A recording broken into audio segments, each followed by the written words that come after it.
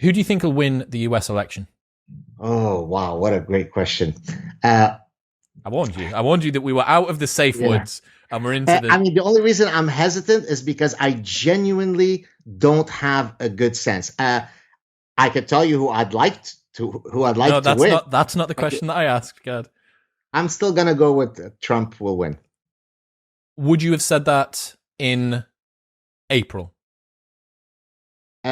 So at the start of so before COVID, I would have said it's 95% sure that he would win. With COVID and all of the imbeciles that now say, well, look, the deaths, it's Trump, right? This is like your aunt got diabetes during Trump. Well, there's really only one conclusion. It must be that Trump caused her diabetes because, bruh, it's during his presidency, right? An Amazonian frog just died in the Amazon. It is during Trump's presidency. So how could you not see the link, moron, right? So because most people have the cognitive abilities of a newborn pigeon, they are regrettably all placing the blame on Trump. So now I think it's almost a toss-up. I think that the polls still show Biden as winning for similar reasons as to what happened with Hillary Clinton. When it comes down to finally going to the booths, I still think Trump will win. If that happens with the last few months of very, very vehement manipulation by press and also such compromise by a lot of the people who are weaponizing movements of goodwill for a political agenda in all different manners, by any means, it was the consequentialist outcome that you were talking about earlier on. It's like, by any means, if we get him out of office, if the orange man fucks off, it's worth it. If he gets voted back in, that is the kitchen sink's been thrown out, the cat's gone at them, someone pooed in the hand, and they've had a crack at that. That is everything they've thrown at him, and it still hasn't worked.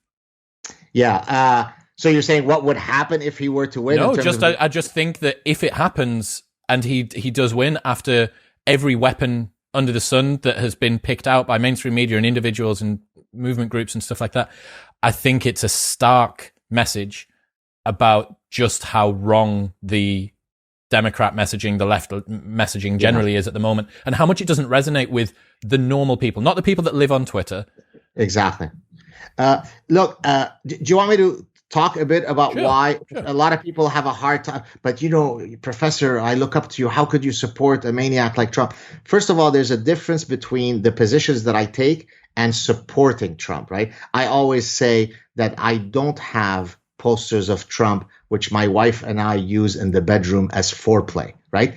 So the fact that I explain why Trump is a very viable option doesn't mean that I'm a pro-Trump guy. I understand that he's brash and he's vulgar and he's non-presidential. But as I explained recently in a clip, a Sad Truth clip, there's an expression that I bring from Arabic that basically says to get drunk by smelling the cork of the wine bottle, right? What is that in Arabic, please? تسكر بالزبيبة. Zbibe means like the raisins, but you can also apply it for the cork. Okay, so here's the cork, right? So I could either drink the wine to get drunk, or I could just go, I'm already drunk. Now, do you understand the analogy here? That means that it takes very little to get me drunk because I'm a moron, because I'm a lightweight, right? So here's what most people do, including some of my very highfalutin, highbrow, cerebral friends. Okay. Trump is vulgar. He speaks in a brash way. He's cantankerous. He's brazenly boastful. Therefore, he attacks my sense of aesthetics. This is what I call an aesthetic injury, right? But now look, you see, I'm getting drunk, you see? On the other hand, Obama, he's lanky, he's tall, he's majestic, he's got a radiant smile. I'm getting more drunk by the second. You see, I'm getting a bit wobbly, right? He's got a mellifluous voice. Oh my God, I'm getting drunk. He's presidential. Now, what Obama says is utter garbage. It's rehearsed, platitudinous, vacuous bullshit, okay? If anything, the semantics of what Trump might say might actually be much more substantive. But Trump is vulgar and disgusting. He repulses me. Therefore, he is a monster, right? This is why in chapter 2 of the parasitic mind, I have a section, the chapter is about feeling versus thinking.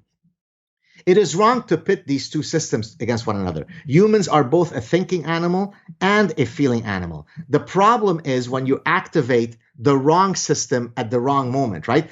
When I'm walking down an alley and I see 4 young men loitering in the alley and my heart starts racing and I start getting kind of an anxiety thing, so my affective system is kicking in, it makes perfect sense. I've evolved to have that fear response. In that case, having my affective system kick in makes perfect sense. On the other hand, if I'm trying to do well on a calculus exam, my affective system is not as good to activate as my cognitive system. So when it comes to choosing my presidents, using my affective system as the key driver, he disgusts me. He's repulsive.